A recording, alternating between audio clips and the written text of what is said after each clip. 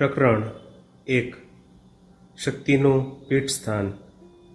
ફળદ્રુપ બંગાળનો બાંકુડા જિલ્લો સાધારણ રીતે ઉજ્જડ અને દુકાળગ્રસ્ત ગણાય છે.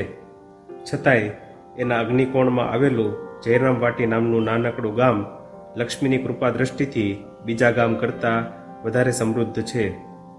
મહેનતુ ખેડૂતોના અથાગ પરિશ્રમને લીધે ત્યાં ડાંગર, ઘઉંને, શેરડીની વાડીઓ અને ફળઝાડના બગીચાઓ હંમેશા ફૂલ્યા ફાલ્યા રહે છે.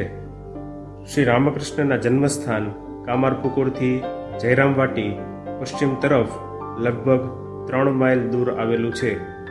બાંકુડા જિલ્લાના પેટા વિભાગ વિષ્ણુપુરમાં કોતલપુર નામનું થાણું છે. એની નીચે શિરોમણીપુરની પોલીસ ચોકી છે. જયરામવાટી તેના તાબામાં આવેલું છે. વાયવ્ય ખૂણા તરફથી નિરંતર વહેતી આમોદર નદીના સ્વચ્છ પાણી હસતા કૂદતા બાળકની માફક પૂર્વ તરફ વળાંક લઈને આ ગામની ઉત્તર સીમા બાંધી દે છે.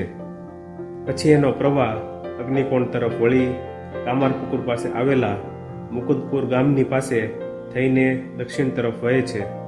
આ નદીના સાંકડા અને છીછરા પ્રવાહમાં હેમંત ઋતુમાં વચ્ચે વચ્ચે નાના મોટા વમળો હોય છે. આ વમળો કુંડા તથા માછલાથી ભરપૂર છે. ઘણીવાર નાના મગરો પણ ત્યાં જોવામાં આવે છે. જયરામવાટીની ઉત્તર દિશામાં આ પ્રવાહને લીધે એક સુંદર ને ત્રિકોણ આકારનો દ્વીપકલ્પ બનેલો છે.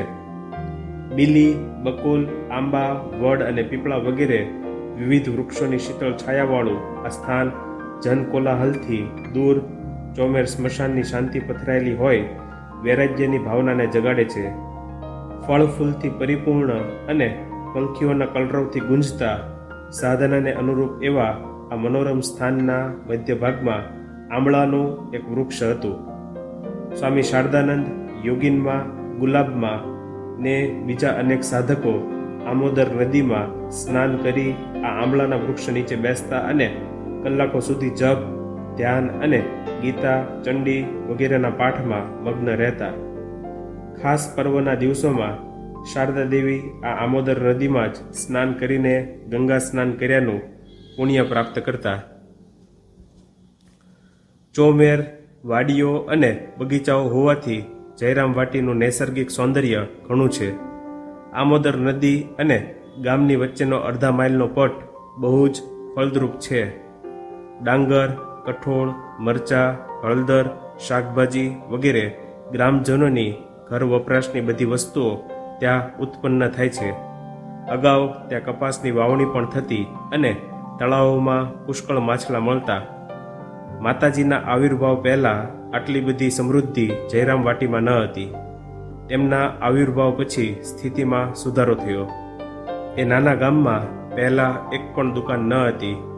તો પણ જીવનની જરૂરિયાતો માટે ગ્રામવાસીઓને બીજા ગામડાઓ ઉપર આધાર રાખવો પડતો ન હતો. જરૂર પડીએ 3 માઇલ દૂર આવેલા કામારપુકુરથી લોકો મીઠાઈ વગેરે ખરીદી લાવી શકતા.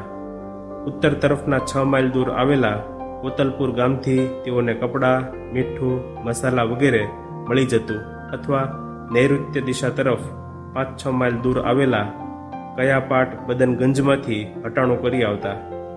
જયરામવાટીની પશ્ચિમે 1 માઇલ દૂર આવેલા શિયોડની બજારમાં કેટલીક નાની દુકાનો અને 1.5 માઇલ દૂર આવેલા પુકુર ગામમાં પણ એક મોદીની દુકાન હતી.